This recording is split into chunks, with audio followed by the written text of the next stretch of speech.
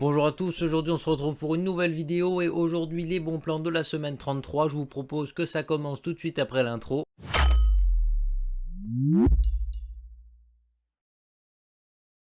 J'ai fait un sondage dans la journée là donc aujourd'hui pour vous dire de choisir les prochains ventilateurs qu'il y aura dans ma configuration qui va arriver d'ici le mois de septembre à peu près. Dans le sondage que j'ai fait, vous avez le choix entre des ventilateurs TUF qui coûtent à peu près 15 € l'unité, qui ont l'air vraiment sympathiques, j'ai regardé plusieurs fois. Franchement, ils ont l'air intéressants et je pense qu'il y a pas mal d'entre vous que ça peut intéresser. Des Lightwings High Speed, donc on avait présenté la version normale, mais là on pourra voir la version High Speed pour voir si ça vaut le coup. Et puis après on a les ventilateurs de chez Fantech qui sont les FK quelque chose il me semble. Donc voilà, eux aussi ont l'air plutôt pas mal, donc avec les teufs je les mets un peu à égalité pour moi. Et puis sinon on va avoir justement les nouveaux Lianli qui coûtent affreusement cher, mais bon, si jamais vous voulez vraiment voir un essai, pourquoi pas, mais bon, je pense que je vais vite pleurer, hein, moi je vous le dis directement. On va avoir également des Inwin Saturn, ceux-là j'ai pas gros espoir sur eux, mais ils sont à 12 € pièce, donc je me dis que peut-être que certains d'entre vous seraient intéressés, donc voilà, moi je mets ça là. Si jamais vous avez d'autres références qui ont l'air sympa à tester, n'hésitez pas à aller sur le post directement, puis la mettre en commentaire, puis si jamais il y a vraiment beaucoup de likes dessus, pourquoi pas les essayer. Comme d'habitude, tous les liens de tous les produits qu'on présente dans cette vidéo sont dans la description, ils sont rangés par catégorie et par prix croissant au sein de leur catégorie, et je vous propose qu'on commence tout de suite. Sur matériel.net, cette semaine on a des trucs assez sympathiques, c'est qu'on a des soldes assez violentes. Je vous conseille de regarder globalement les prix, puisque au final, une fois que vous avez rentré le code promo, la plupart du temps on retrouve le même prix qu'Amazon quasiment, voire même un peu plus cher. Donc voilà, il y a quelques produits qui sont intéressants. Donc là par exemple, comme vous pouvez voir, on a 15% sur les cartes mères Asus avec le code je sais plus quoi, je crois que c'est Grenadine ou un truc comme ça. Et du coup on a deux cartes mères qui sont particulièrement intéressantes, ça va être la Asus TUF. Donc celle-ci personnellement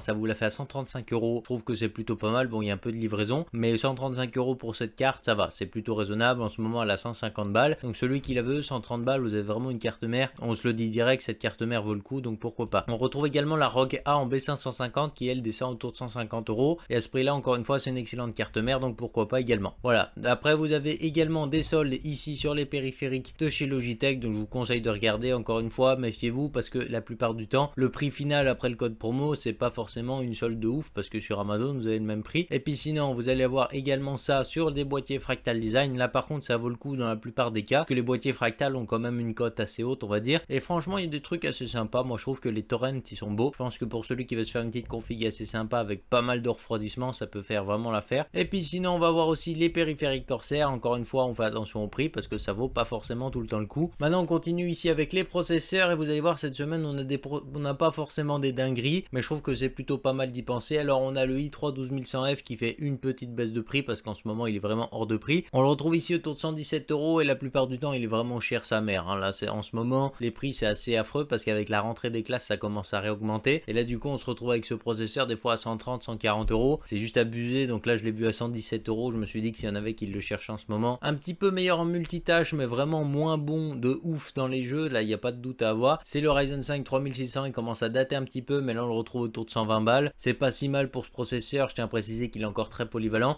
Et puis comme vous avez vu, les cartes mères coûtent pas forcément très cher, puisqu'en ce moment elles sont en solde par exemple chez matériel.net. Puis sinon vous prenez une carte vraiment pas chère en B450 ou un truc comme ça fait largement l'affaire. En termes de refroidissement par contre cette semaine on a de la chance, il y a vraiment des trucs sympas. Ici on va avoir le Deepcool Gamax 400S qui est plutôt sympathique. C'est pas le meilleur que vous pouvez trouver, mais honnêtement pour 28 € c'est l'un des meilleurs rapports qualité-prix que vous pouvez trouver, et ça c'est tout le temps le cas. Donc voilà, je vous le conseille très fortement. Il est pas compatible LGA 1700, donc voilà. Sinon au niveau du reste des refroidissements, on va avoir des water cooling ici avec le EVGA CLC 280 qu'on ne présente plus, 80 €. Bon là le petit truc c'est qu'il sera expédié que sous quelques jours, mais sinon c'est pas mal. Son défaut, le seul truc c'est les ventilateurs qui sont pas forcément exceptionnels. Et puis on a également un Fractal Design à 85 € qui là cette fois-ci est très intéressant. C'est pas le meilleur de sa génération, on va pas se mentir, il commence à dater un petit peu, mais pour 85 € c'est plutôt sympathique. Sinon on va voir également le Pure Loop qui est plutôt sympathique de chez Be Quiet en version 360 mm pour même pas 120 € chez Alternate, et là ça vaut vraiment le coup. C'est un excellent rapport qualité-prix, je vous le dis direct. Au niveau des cartes mères cette semaine on a des trucs sympas, mais c'est pour de la vieille génération Intel encore une fois. Donc là on a une Z590 Aorus Ultra, donc après on a la Master qui est moins bien mais plus chère, vous allez voir c'est assez bizarre, mais voilà, celui qui veut la Ultra franchement c'est une carte mère ultra haut de gamme, d'où le nom. Et là 195 € pour ce monstre, c'est franchement une bonne affaire, moi je vous le dis direct. C'est vraiment une carte qui est super belle à regarder, moi c'est un style que j'apprécie particulièrement,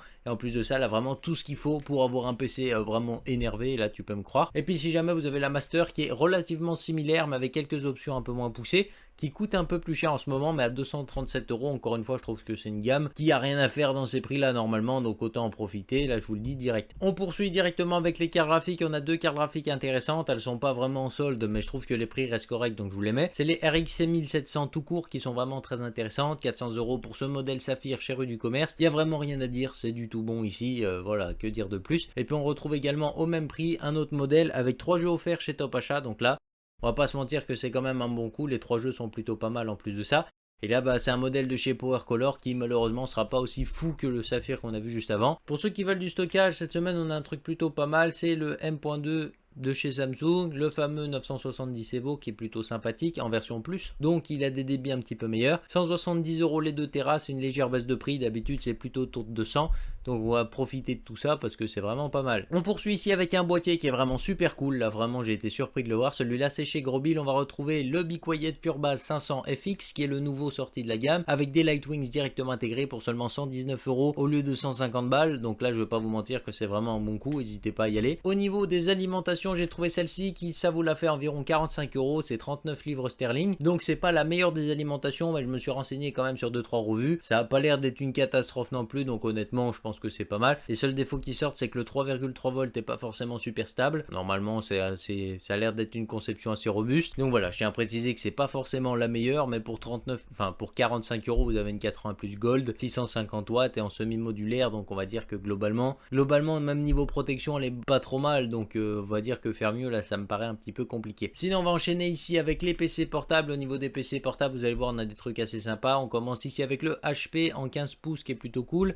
Au niveau de ce qu'il y a dedans, qu'est-ce qu'on va voir? On va voir ici. Donc on va se retrouver ici avec un écran en 1080p qui fait 15,6 pouces. En plus de ça, dedans, on va embarquer un Ryzen 5. Donc l'efficacité énergétique est plutôt sympathique. Sinon, on va avoir seulement 8 Go de RAM. Donc c'est un peu son défaut. Mais bon, pour 700 balles, on va dire qu'on peut pas trop se plaindre. Bon, globalement, on peut se plaindre quand même. Mais bon, on va pas trop râler. Et puis sinon, globalement, c'est à peu près tout. Je vois rien de très novateur ici, à part 512 Go de SSD. Je me suis trompé, dedans on a une 3050, donc c'est pas la meilleure carte graphique, mais honnêtement pour commencer c'est pas trop mal. Et sinon on a un deuxième PC qui cette fois-ci vaut vraiment le coup, c'est les fameux Asus ZenBook OLED qui sont juste incroyables. Voilà, donc on a un écran ici d'excellente qualité pour seulement 850 euros. Là pour celui qui fait du traitement d'image c'est le paradis, parce que vous avez vraiment des couleurs de ouf, une luminosité de ouf. Bref, cet écran c'est vraiment une dinguerie, et celui qui veut faire vraiment du travail sur de l'image, il y a rien de mieux ici. Et pour 850 euros, je trouve que ce PC il est plutôt correct. Au niveau de la configuration, c'est pas trop mal. On a un i5 11135 G7, donc la puce graphique la plus grosse qu'on peut lui mettre dessus. 512 Go de SSD et 16 Go de RAM. Donc globalement, pour faire du traitement d'image, ça va suivre plutôt bien et ça c'est vraiment sympa. Au niveau des écrans, on a des écrans LG qui sont vraiment cool aussi cette semaine. On va essayer avoir le LG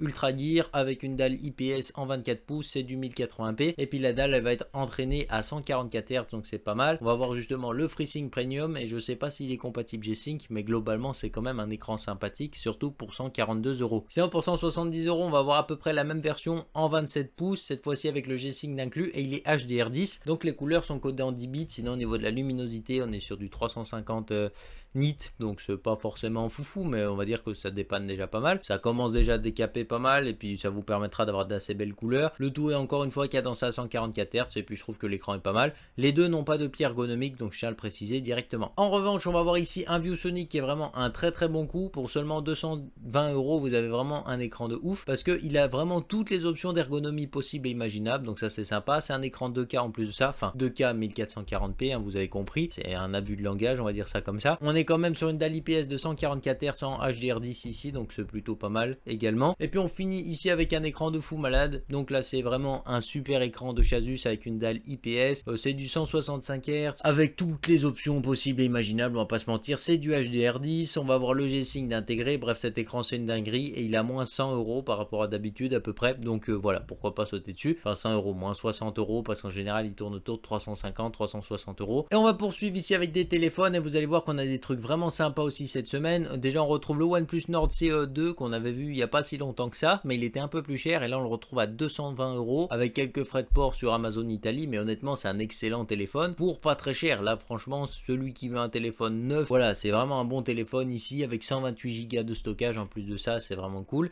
Et puis la batterie est plutôt grosse. Et puis on a OxygenOS qui est une version d'Android qui est plutôt bien optimisée, c'est sympa. Leur point fort en général c'est la photo chez OnePlus, donc c'est pas les meilleurs, ça vaut pas un Pixel 6 6, hein, on va pas se mentir, c'est quand même un bon point fort, surtout pour 220 euros. Sinon on va voir ici un truc qui décape vraiment, là on va voir un excellent smartphone de chez Motorola avec un écran OLED. Oui vous n'avez pas rêvé, on a vraiment un écran OLED dessus. On va voir également 108 mégapixels pour la photo, donc là autant te dire que lui la photo c'est un petit peu son domaine. Encore une fois on n'est pas sur un Pixel 6 mais il sait se débrouiller. Et puis sinon au niveau de tout le reste c'est pas mal, une autonomie qui va être certainement bonne. Et puis le processeur a l'air d'être puissant sans pour autant une dinguerie. 8 Go de RAM par contre embarqué là-dessus, donc ça fait plutôt plaisir. Et on finit ici chez Sosh avec un smartphone également qui est en promotion. Bon là voilà, encore une fois on se fait harceler. C'est un smartphone qui est en promotion, alors il a augmenté un petit peu depuis le moment où je commençais à filmer parce qu'il était à 600 euros. Mais là on le retrouve à 800 euros du coup au lieu de 1000. Et du coup c'est le Xiaomi 12 Pro, donc pas mal en photo. Globalement les performances sont plutôt bonnes. Xiaomi sur le haut de gamme il gère quand même pas trop mal. Ça vaut pas forcément un Samsung à mes yeux, mais pour moi c'est pas mal. Voilà, donc ça vous fait quand même économiser 200 euros sur ce téléphone. Encore une fois Xiaomi je trouve que c'est pas top parce que l'interface avec des pubs à l'intérieur ça me saoule un peu. Mais chacun voit midi à sa porte comme on dit, donc voilà. J'espère que la vidéo vous a plu. Si c'est le cas n'hésitez pas à mettre le petit pouce RGB parce que ça fait toujours plaisir. À vous abonner si c'est pas encore fait. Puis on se retrouve très bientôt pour une prochaine vidéo.